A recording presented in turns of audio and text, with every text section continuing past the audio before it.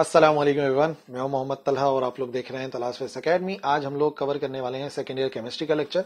और second year chemistry के lecture में आज जो है हम लोग स्टार्ट करने वाले हैं ऑर्गेनिक केमिस्ट्री का दूसरा चैप्टर, जो कि हमारे बुक के मुताबिक चैप्टर नंबर 7 है, और वो है द केमिस्ट्री ऑफ हाइड्रोकार्बन्स।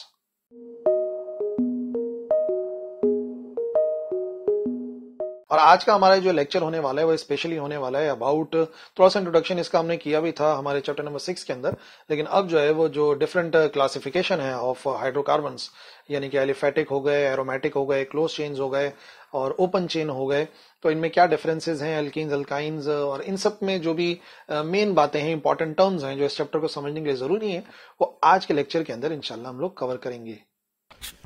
तो ठीक है, बिल्कुल बेसिक से स्टार्ट करते हैं। सबसे पहले हम स्टार्ट करते हैं अपनी स्टडी को हाइड्रोकार्बन से। ठीक है ना, कि हाइड्रोकार्बन क्या है। तो याद रखो, जब भी हम हाइड्रोकार्बन की बात करेंगे तो हाइड्रोकार्बन से मुराद ये है कि वो कंपाउंड जो कि कंटेन करते हैं किस किस को, कार्बन एंड हाइड्रोजन को। ठीक है ना, तो वो कार्बन और हाइड्रोजन को कंटेन करने वाले जो कंपाउंड हैं वो कहलाते हैं हाइड्रोकार्बन। ठीक है ना, तो हाइड्रोकार्बन से हमने अपने स्टडी को स्टार्ट करना है। अच्छा, हाइड्रोकार्बन्स को जो है वो डिवाइड किया जाता है दो मेन क्लासेस के अंदर। इन्हीं हाइड्रोकार्बन को हम दो मेन क्लासेस के अंदर डिवाइड कर रहे हैं। पहली जो क्लास है वो कहलाती है एलिफेटिक। पहली क्लास कहलाती है एलिफेटिक कंपाउंड्स या एलिफेटिक हाइड्रोकार्बन्स। ठीक है, और दूसरी वाली कहलाती है एरोमेटिक, एरोमेटिक हाइड्रोकार्बन्स। ठीक है, ये आ गया। अभी इनको और डिस्टिंग्विश कर लेते हैं। सबसे पहले हमने दोनों को डिवाइड कर दिया, एक एलिफेटिक कहलाए, एक कहलाए एरोमेटिक। अच्छा, अब ये जो एलिफेटिक हाइड्रोकार्बन है ना, इसमें कार्बन एटम्स एक दूसरे के साथ अटैच होते हैं टू फॉर्म अ चेन। ठीक है ना, वो जो है वो चेन फॉर्म करते हैं। तो आप ये समझ लो, कार्बन एटम जो है वो अटैच हो रहे हैं और ये क्या कर रहे हैं, ये चेन को फॉर्म कर रहे हैं। अच्छा, जब चेन को फॉर्म कर रहे हैं तो हम इनको डिवाइड कर सकते हैं। ये जो चेन्स हैं इनको हम डिवाइड कर सकते हैं दो टाइप की चेन्स में। ये चेन ओपन भी हो सकती है, ठीक है ना, और ये चेन जो है वो क्लोज्ड भी हो सकती है। क्लोज्ड का मतलब इन फॉर्म ऑफ रिंग होती है। ठीक है ना, तो एलिफेटिक हाइड्रोकार्बन जो कि चेन वाले कंपाउंड्स हैं उनको दो टाइप में हमने डिवाइड करा, ओपन में और क्लोज चेन्स के अंदर। अच्छा, अब ये जो ओपन चेन्स हैं इनको हम सैचुरेशन ऑफ वैलेंसी, जो वैलेंसी होती है उसके लिहाज से इन ओपन चेन्स को हम डिवाइड करते हैं, क्लासिफाई करते हैं दो टाइप से। यानी कि अब मैं ओपन को डिवाइड कर रहा हूं, ओपन को डिवाइड करा रहे हैं तो वो कहलाता है सैचुरेटेड और दूसरे कहलाते हैं अनसैचुरेटेड। तो इसका मतलब ये है कि हमारे पास अभी जो मैं आपको क्लासिफिकेशन समझाने वाला हूं ना, वो मैं आपको समझाने वाला हूं कुछ इसी लिहाज से। यानी सबसे पहले हाइड्रोकार्बन, कार्बन और हाइड्रोजन को कंटेन करने वाले कंपाउंड दो टाइप के हो गए, एलिफेटिक हो गए, एरोमेटिक हो गए। ठीक है ना, एलिफेटिक में चेन होती है तो दो टाइप की चेन होती है, ओपन चेन होती है, क्लोज चेन होती है। और जो ओपन चेन है उसको डिवाइड करते हैं दो हिस्सों में, एक कहलाता है सैचुरेटेड और दूसरा कहलाता है अनसैचुरेटेड। तो हम लोग अपनी बात को आगे बढ़ाएंगे सैचुरेटेड से, कि सैचुरेटेड हाइड्रोकार्बन्स क्या है। तो ठीक है, नंबर 1 हम स्टडी कर लेते हैं हमारे सैचुरेटेड हाइड्रोकार्बन्स को। ठीक है, हाइड्रोकार्बन्स को शॉर्ट में मैं HC लिख रहा हूं, समझ जाएगा, हाइड्रोकार्बन्स की बात हो रही है।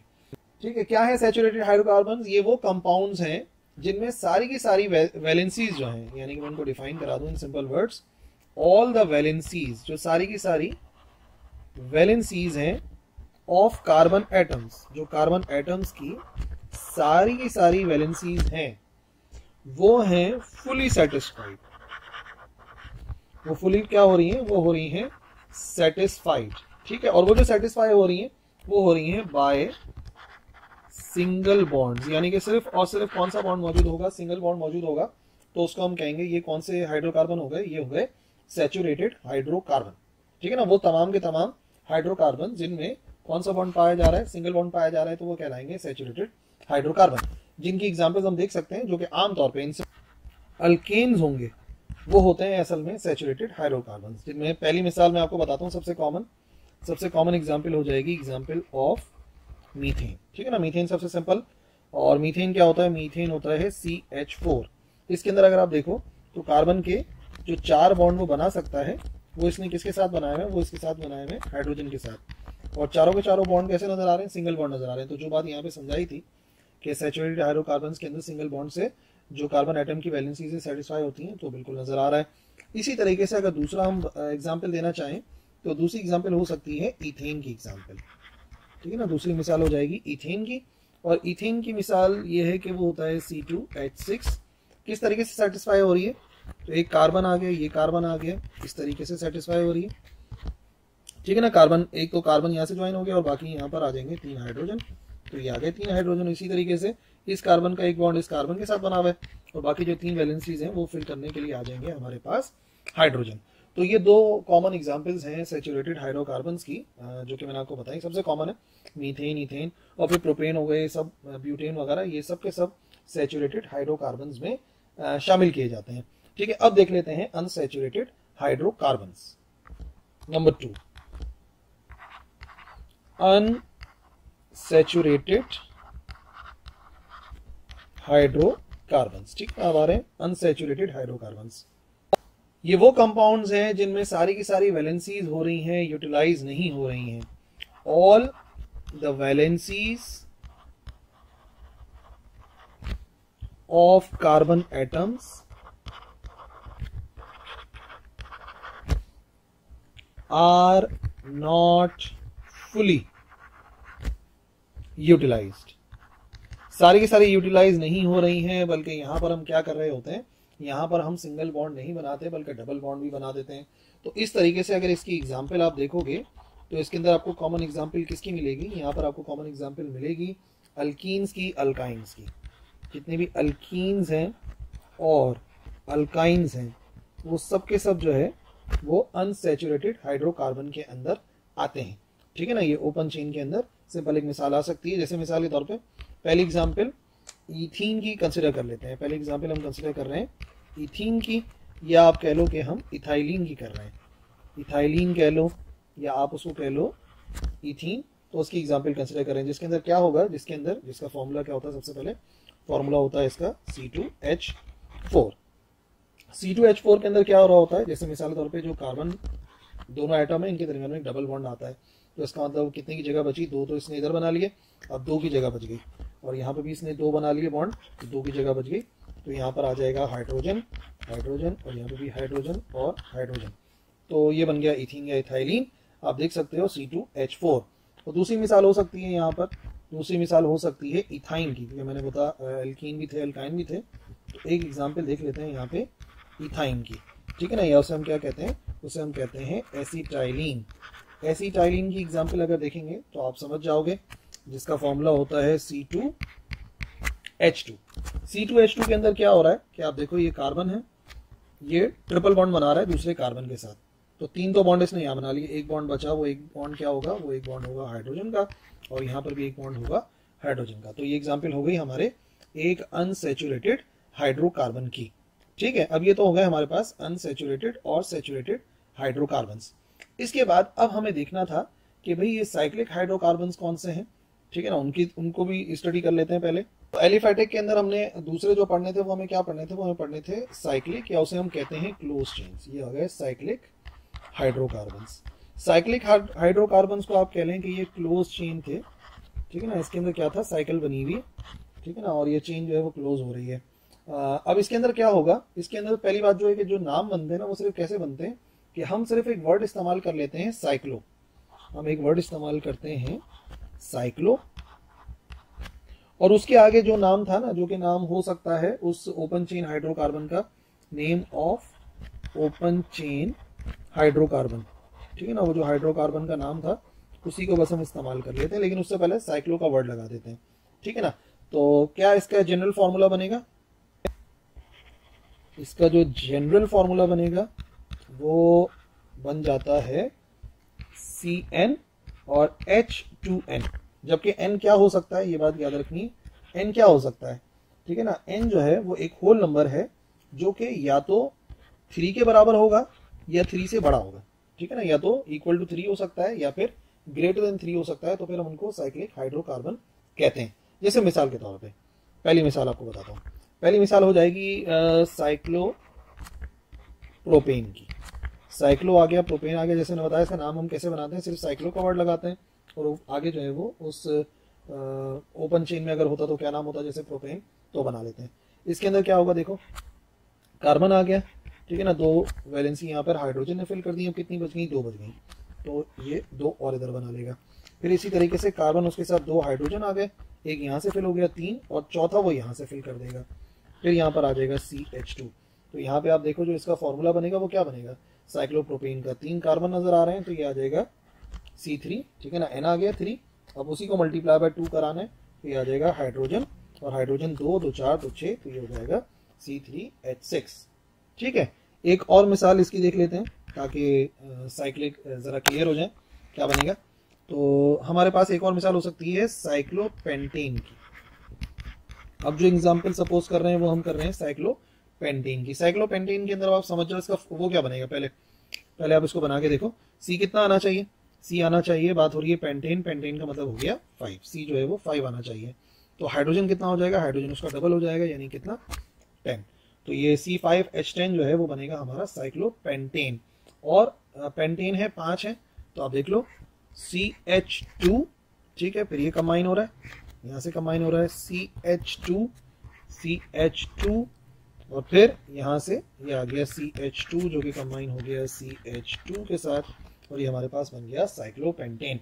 तो देख लो ये क्लोज चेन है, तो ये साइक्लिक हाइड्रोकार्बन्स भी कहलाते हैं। तो अभी देखो हम लोगों ने क्या क्या कवर कर लिया, जहां से हमने अपनी बात शुरू करी थी। एलिफेटिक में ओपन चेन भी देख लिए, ठीक है, और ओपन चेन के अंदर सैचुरेटेड अनसैचुरेटेड दोनों देख लिए, ठीक है ना, और हमने क्लोज चेन को भी देख लिया। अब पहले एरोमेटिक कंपाउंड्स बता दूं मैं आपको, एरोमेटिक हाइड्रोकार्बन्स, उसके बाद जो है ना ये अल्कीन और अल्काइंस को थोड़ा अलग से डिफाइन कर देंगे, जो कि मैंने कहा था लेक्चर में उनके बारे में भी हमने डिस्कस करना है। तो ठीक है, अब मैं आपको पहले बता देता हूं एरोमेटिक हाइड्रोकार्बन्स के बारे में, ठीक है। एरोमेटिक हाइड्रोकार्बन्स की क्या खास बात है, ये एक स्पेशल क्लास है साइक्लिक कंपाउंड, ठीक है ना, ये है तो साइक्लिक ही, लेकिन ये स्पेशल क्लास है ऑफ साइक्लिक कंपाउंड। जो साइक्लिक हाइड्रोकार्बन्स थे उनकी एक स्पेशल क्लास है, ठीक है ना। और इस स्पेशल क्लास की क्या खास बात है कि ये जो है ना इसमें बेंजीन शामिल है, ठीक है ना, ये कंटेन करता है बेंजीन रिंग को। तो बेंजीन रिंग की मौजूदगी जाहिर करती है कि वो एरोमेटिक हाइड्रोकार्बन है। अच्छा, बेंजीन रिंग क्या है, उससे क्या मुराद है,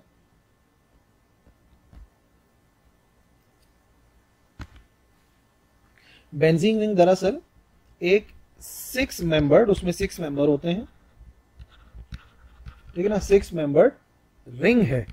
किसका रिंग है, 6 मेंबर्ड रिंग है ऑफ कार्बन एटम्स। लेकिन उस कार्बन एटम के अंदर जो है वो होते हैं ऑल्टरनेट डबल बॉन्ड्स, ठीक है ना, हर अलग के बाद जो है वो डबल बॉन्ड्स आते हैं। तो वो जो अल्टरनेट डबल बॉन्ड्स आ रहे हैं वो जाहिर करते हैं बेंजीन रिंग को, ठीक है ना। और जबकि जो है वो बाकी जो बनेंगे एरोमेटिक हाइड्रोकार्बन वो असल में बेंजीन से ही बनेंगे। यानी कि आप ये समझ लो कि 6 मेंबर्ड रिंग जो हाइड्रोकार्बन का है जिसमें ऑल्टरनेट डबल बॉन्ड्स पाए जाते हैं, दरअसल वही एरोमेटिक हाइड्रोकार्बन को बनाता है, ठीक है ना। फिर बहुत सारे जाहिर सी बातें हाइड्रोकार्बन बन सकते हैं जो कि डेरिवेटिव्स होते हैं बेंजीन के। अच्छा, बेंजीन का क्या स्ट्रक्चर है, बेंजीन का स्ट्रक्चर अगर आप देखोगे तो आपको कुछ इस किस्म का स्ट्रक्चर नजर आएगा, ठीक है ना, इस किस्म का स्ट्रक्चर होगा, लेकिन उसके अंदर ऑल्टरनेट डबल बॉन्ड्स होते हैं। यानी कि अगर इधर डबल बॉन्ड है तो वो डबल बॉन्ड इधर भी होता है, वो डबल बॉन्ड इधर भी होता है, ठीक है ना। तो ये आ गया हमारे पास किसका स्ट्रक्चर, ये हमारे पास स्ट्रक्चर आ गया बेंजीन का। और अगर सही तरीके से समझना है तो देखो मैं इसको दोबारा से बना के बताता हूँ, सही तरीके से समझ लो इसको। मिसाल के तौर पे अगर इधर एक कार्बन है तो वो कार्बन यहाँ पे डबल बॉन्ड बनाएगा, फिर कार्बन सिंगल बॉन्ड बनाएगा, फिर कार्बन डबल बॉन्ड बनाएगा, फिर इधर सिंगल बॉन्ड आ जाएगा, फिर यहाँ पे डबल बॉन्ड आ जाएगा कार्बन के दरमियान में, और फिर सिंगल बॉन्ड आ जाएगा। तो देखो single double single double single double इस तरीके से ऑल्टरनेट होते हैं। और देख लो कितने हाइड्रोजन ऐड करने हैं, यहाँ पर आ जाएगा इसकी 1 2 3 फिल हुई हुई है तो 1 हाइड्रोजन आ गया, यहाँ पे 1 2 3 फिल हुई हुई है तो कितना हाइड्रोजन आ गया, 1 हाइड्रोजन आ गया। यानी कि सारे के सारे जो कार्बन है उनकी जो वैलेंसी है वो 3 फिल हुई हुई है और 1 एम्प्टी है, तो सिर्फ और सिर्फ हर एक के साथ 1 हाइड्रोजन आ जाता है। असल जो स्ट्रक्चर होता है एरोमेटिक हाइड्रोकार्बन का जिसमें बेंजीन का रिंग मौजूद होता है, तो बेसिकली बेंजीन रिंग से मुराद है ये चीज मौजूद होती है, ठीक है भाई। अच्छा, अब आगे बढ़ते हैं और अल्केन, अल्कीन और अल्काइंस के स्ट्रक्चर को, उनकी मिसालों को जरा देख लेते हैं ताकि चैप्टर समझने में आसानी हो। सबसे पहले समझ लेते हैं अल्केन्स को। अल्केन्स क्या है? ठीक है, अल्केन्स क्या है? ओपन चेन है, ये तो बात हम समझ गए। ठीक है, सारे के सारे सिंगल बॉन्ड है, सिंगल कोवेलेंट बॉन्ड है। इनका अगर आप जनरल फॉर्मूला देखो तो इनका जनरल फॉर्मूला होता है CN और H होता है 2N+2। ठीक है ना, ये इनका जनरल फॉर्मूला हमेशा ऐसे ही बनता है। सिर्फ कार्बन की जो तादाद है वो अगर लिखें तो हाइड्रोजन की तादाद हम इजीली मालूम कर सकते हैं। ठीक है ना। अच्छा, होते तो ये 3 डायमेंशनल है, लेकिन हम जो सारे के सारे स्ट्रक्चर बनाते हैं वो हम स्ट्रेट लाइन के अंदर बनाते हैं सिर्फ समझने के लिए, जाहिर सी बात है। और अगर कार्बन आइटम है तो वो टेट्राहेड्रली सराउंड होता है हाइड्रोजन आइटम्स के साथ ना, तो जाहिर सी बात है 3D स्ट्रक्चर होगा, लेकिन हम बनाते उसको लीनियर ही है। जैसे कि सबसे कॉमन जो मैंने आपको मिसाल दी थी, मैंने आपको एग्जाम्पल दी थी मीथेन की, तो एग्जाम्पल देख लेते हैं मीथेन की। मीथेन कैसा बनेगा? ये आ गया कार्बन और यहाँ पर 4 हाइड्रोजन आ गए, ये आ गया हमारे पास मीथेन। इसी तरीके से हम एग्जाम्पल इथेन की मैंने आपको बताई थी एग्जाम्पल। इथेन के अंदर क्या था दोबारा से समझ लो। इथेन की अगर एग्जाम्पल देखेंगे तो कार्बन कार्बन और फिर बाकी 3 बचे हुए होंगे, तो ये आ जाएगा H H H, इधर भी H आ जाएगा, इधर भी H आ जाएगा, इधर भी H आ जाएगा। तो देख लो जनरल फॉर्मूला सही चल रहा है ना।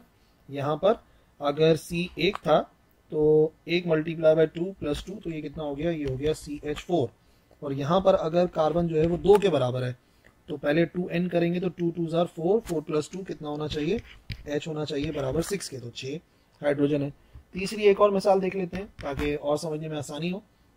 प्रोपेन या ब्यूटेन की एग्जाम्पल देख सकते हैं, तो प्रोपेन की एग्जाम्पल देख लेते हैं। प्रोपेन की एग्जाम्पल के अंदर अब प्रोपेन का मतलब हो गया 3 कार्बन होंगे।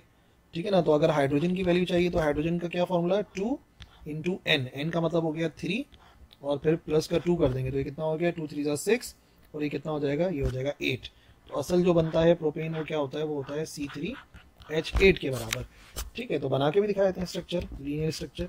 ये आ गए हमारे पास 3 कार्बन और 1 2 3, यहाँ पे 1 2 2 फिल हुए हैं तो सिर्फ 2 हाइड्रोजन आएंगे, यहाँ पर 1 2 3 हाइड्रोजन आएंगे, तो 1 2 3 4 5 6 7 8। ठीक है ना, तो ये हो गया हमारे पास अल्केन, सिंगल बॉन्ड है और बहुत ही सिंपल सा स्ट्रक्चर भी है। सेकंड जो हमें समझना है, अल्कीन को समझना है कि भाई अल्कीन्स क्या होते हैं, उनका जनरल फॉर्मूला क्या होता है, उनका स्ट्रक्चर किस तरीके का होता है। तो अल्कीन जो है वो सबसे पहली बात है ऑलरेडी हम पढ़ चुके हैं, वो अनसेचुरेटेड होते हैं, फुली यूटिलाइज नहीं किया हुआ होता हमने वैलेंसी को। ठीक है, और क्यों नहीं किया होता? क्योंकि कार्बन एटम जुड़े हुए होते हैं आपस में डबल बॉन्ड के जरिए, कार्बन एटम डबल बॉन्ड के जरिए जुड़े हुए होते हैं। ठीक है, मतलब फिर यहाँ पर हाइड्रोजन भी आएगा लेकिन डबल बॉन्ड के जरिए जो है वो जुड़े हुए होते हैं। और अल्कीन्स की खास बात यह है कि इनका जो नाम है वो एंड होता है ईन पर, तो प्रोपीन, ब्यूटीन, ठीक है ना, हेक्सीन, ये सब जो ईन आ रहा होता है तो आप समझ जाएंगे कि ये बात हो रही है अल्कीन की। जनरल फार्मूला क्या बनेगा? जनरल फार्मूला इनका होता है CN और H होता है 2N, यानी कि जो भी कार्बन की तादाद होती है उसकी डबल जो है वो हाइड्रोजन की तादाद होती है। लेकिन हाँ, याद रखने वाली बात यह है कि जो N है ना वो एक होल नंबर होगा और ये होल नंबर या तो बड़ा होगा या तो बराबर होगा 2 के, यानी कि 1 नहीं हो सकता, या तो 2 होगा या तो 2 से बड़ा होगा। ठीक है ना, तब जाके वो अल्कीन बन जाते हैं। तो अल्कीन की मिसाल में सबसे पहले इथीन की एग्जाम्पल ही देख लेते हैं। इसमें मीथीन नहीं होता, सही ना, मैं आपको कह रहा हूँ N जो है वो 1 नहीं हो सकता, N या तो 2 होगा या तो 2 से बड़ा होगा, तो मीथीन नहीं हो सकता। तो अगर हम इथीन बनाएंगे तो इथीन क्या होगा? हाइड्रोजन में कार्बन के दरमियान में डबल बॉन्ड होगा, तो 2 वैलेंसी फुलफिल हो गई, 2 रह गई, 1 2 1 2, इधर हाइड्रोजन आ गया, ये हाइड्रोजन आ गया, ये हाइड्रोजन आ गया और ये भी हाइड्रोजन आ गया। इसी तरीके से अगर हम प्रोपीन को समझें तो प्रोपीन कैसे बना लेंगे? 3 कार्बन होंगे लेकिन यहाँ पर एक जो है वो डबल बॉन्ड होगा और बाकी देख लो इसकी 2 वैलेंसी फिल हो गई तो 2 बची हैं, तो 2 का मतलब यहाँ पर 2 हाइड्रोजन आ गए। इसकी 1 2 3 फिल हो गई हैं तो 1 हाइड्रोजन आ जाएगा। ठीक है, फिर इस कार्बन की 1 फिल हुई है सिर्फ, तो यहाँ पर आ जाएंगे 3 हाइड्रोजन। तो अगर आप देखोगे तो जनरल फार्मूला, अच्छा मैंने इथीन का नहीं बताया, क्या है? C यहाँ पर कितने हैं? C यहाँ पे 2 हैं, तो हाइड्रोजन बस उसके डबल होंगे यानी कि H4 होंगे। इसी तरीके से यहाँ पे करेंगे तो कितने आ रहे हैं? C आ रहे हैं 3, तो हाइड्रोजन 1 2 3 4 5 6 हो जाएंगे यानी कि उसके डबल हो जाएंगे H6 के बराबर, C3H6। ये हो गई बात अल्कीन्स के बारे में। तीसरे नंबर पे अल्काइंस के बारे में समझना है। अल्काइंस क्या है? अल्काइंस भी जाहिर सी बात है ये अनसैचुरेटेड हाइड्रोकार्बन्स हैं जिसके अंदर जो हमारे पास कार्बन है उसके दरमियान में ट्रिपल बॉन्ड पाया जाएगा। ठीक है ना, तो हम बता देंगे कि जो कार्बन है उसके दरमियान में एक ट्रिपल बॉन्ड मौजूद होगा और इनका जो नाम एंड होता है वो आइन पर होता है। ठीक है ना, तो आइन इनकी पहचान है कि भाई आइन पे एंड हो रहे होते हैं, यानी कि प्रोपाइन हो सकता है, ब्यूटाइन हो सकता है, इथाइन हो सकता है, अलग अलग हो सकते हैं। ठीक है, जनरल फॉर्मूला जो सबसे इंपॉर्टेंट चीज है याद रखनी है, तो इसका होता है CN और H होता है 2N-2, यानी कि पहले डबल करना है और फिर उसमें से 2 माइनस कर देने हैं। जबकि N के बारे में दोबारा बता दूं, या तो 2 होगा या तो 2 से बड़ा होगा। ठीक है ना, यहाँ पर मतलब मीथाइन नहीं होता, मीथाइन नाम की कोई चीज नहीं है।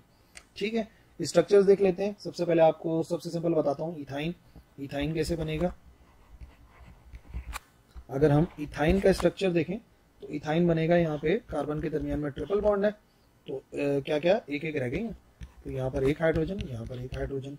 फॉर्मूला क्या बनेगा? C कितने हैं? C है 2, तो सबसे पहले हाइड्रोजन में 2 2s are 4 और 4 में से 2 माइनस कर देंगे तो क्या आंसर आ जाएगा? H भी आ जाएगा 2 के बराबर, तो C2H2। ठीक है ना, इसी तरीके से अगर प्रोपाइन बनाते हैं तो प्रोपाइन की एक मिसाल देख लो दूसरे नंबर पे। ठीक है ना, प्रोपाइन, वैसे तो प्रोपाइन की जो नेमिंग है उसका एक अलग तरीकेकार है जो कि ऑलरेडी हम लोग चैप्टर नंबर 6 में कवर कर चुके हैं। चलो यहाँ पे अप्लाई भी कर देंगे, देख लेंगे। मिसाल के तौर पे एक स्ट्रक्चर है हमारे पास, कार्बन ट्रिपल बॉन्ड बना हुआ है। ठीक है, इसकी एक वैलेंसी बच गई तो ये आ गया हाइड्रोजन, इसकी 3 यहाँ पे फिल हो गई। ठीक है, एक कार्बन के साथ फिल करेगा तो कोई हाइड्रोजन नहीं आ सकता, और ये 3 वैलेंसी बची तो यहाँ पर आ जाएगा हाइड्रोजन, हाइड्रोजन, और यहाँ पर भी आ जाएगा हाइड्रोजन। ठीक है ना, तो नेमिंग का प्रोसीजर था ना, इसके अंदर नेमिंग कर लेते हैं।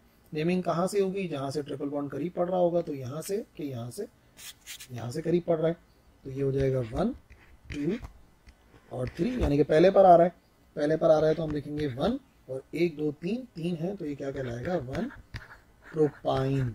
ठीक है ना, 1 प्रोपाइन कहलाएगा। इसका फॉर्मूला बनाना चाहेंगे तो क्या बनेगा? C3 और H कितने आ रहे हैं? 1 2 3 4, H आ रहे हैं 4। ठीक है ना, और अगर ऐसे नहीं जनरल फॉर्मूला से बनाना है तो देखो हमने C के साथ लिखा 3, तो H के साथ फॉर्मूले में लिखा हुआ है 2 इंटू N, N हम लिखेंगे 3 और फिर -2 करा देंगे, तो 2 3s are 6 होता है, 6 में से 2 माइनस कर देंगे, आंसर आ जाएगा 4। तो प्रोपाइन बनता है C3H4। ठीक है ना, तो ये हो गए हमारे आज के सारे इंपॉर्टेंट टर्म्स जो हम लोगों ने समझी थी। अल्कीन हो गए, अल्काइन हो गए, अल्केन्स हो गए, और इससे पहले हम लोगों ने एरोमेटिक का भी इंट्रोडक्शन कर लिया।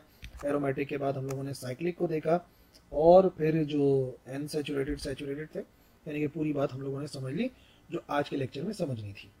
So that's it. I hope आपको आज की क्लास समझ में आ गई होगी, आज का लेक्चर समझ में आ गया होगा, और बिल्कुल बेसिक है ये हमारे चैप्टर नंबर 7 का। ये आपको अगर अच्छे तरीके से समझ में आएगा तो आगे आप केमिस्ट्री ऑफ इथेन, इथीन और इन सब को जो है वो ज्यादा बेहतर तरीके से स्टडी कर पाएंगे।